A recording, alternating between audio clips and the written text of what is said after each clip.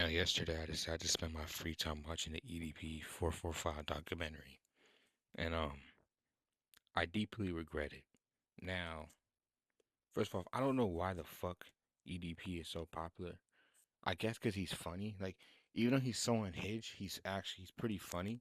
Like, if I watch some of his older videos, he's pretty funny. But to the point where he got 4 million subscribers, and he was like getting co-signed by like the Philadelphia Eagles,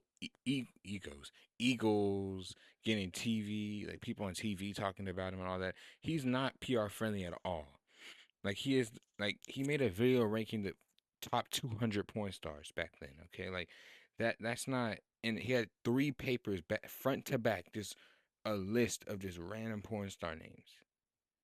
Like I don't understand it. But this documentary pretty much made me realize do never end up like EDP. Okay, first of all, he's a pedophile or pedo. Wait, yeah, pedo. We're gonna say pedo. Um, second of all, he's a generational like loser. Like he's fat. He is a porn addict.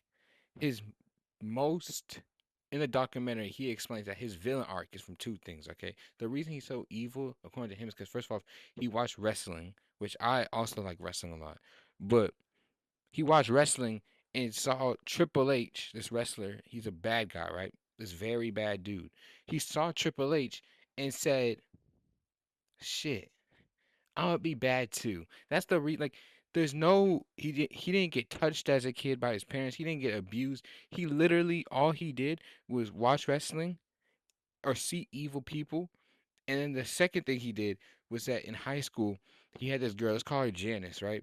Janice and him hugged, held hands, but she was also talking to another dude. And when she finally revealed, "I don't like you, EDP," he went home and started crying. This pretty much started his hate for females.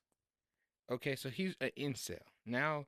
So keep in mind the reason they're trying to say the reason he's saying he might be so evil and he's such a pet pedo is because he likes villains and fake entertainment, sports entertainment, and second of all,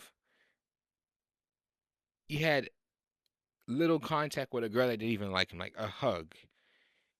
And ever since that, he's never really had any good experiences with girls. He just hates women now. So like he's pretty much a red pill guy. But then EDP for some reason thought the right idea. I'ma start going after little kids. And I'm like, if females are not gonna go for your fat ass, you're 450 pound. He was 450 pounds in high school. Okay, that's terrible. But if normal adult females your age are not gonna go for you, what makes you think a 13-year-old will go for you? Like, I don't understand that. That doesn't make any logical sense. So he proceeds to get caught two times, but the reason he didn't get caught, he didn't get put in jail. They had the goat Chris Hansen, the original Catch a Predator guy from NBC, I think Dateline, back in the 2000s. Chris Hansen explained that both people that catched him, the first guy is this white guy. The second time is his two black guys named Skeeter and Gideon. I don't know what the white guy's name. The white guy didn't do anything to get the authorities, and then they also sent the message to him first. So like the decoy girl, they got a real girl to do it, and the real girl sent the message first. Second, the second people, Gideon and Skeeter, they got a real girl, but instead of trying to get the authorities with them, all they really did was they literally let him walk into a gym and just say like "F y'all," like said two words, like just cursed them out, and then like went into the gym. So they couldn't do nothing. So EDP is still on the streets because the predator catchers are terrible, and like he continues to try to prove his point about, oh yeah, I'm a predator. You can't do shit about it. I would have killed it. I would have took out this person. I would have shot this person if I could. I would have took out Gideon, Skeeter, and the white guy. I would have took out the decoys, their B words, F words, all kinds of slurs, all kinds of stuff. And then Chris Hansen and him had an interview, and He literally admits that he's a pedophile, but he doesn't care. He said that God is on his side. Why would God be on your side, EDP? Like your existence. I don't like to hate on people this much, but you have one of the worst possible existences as a human being. You're an incel.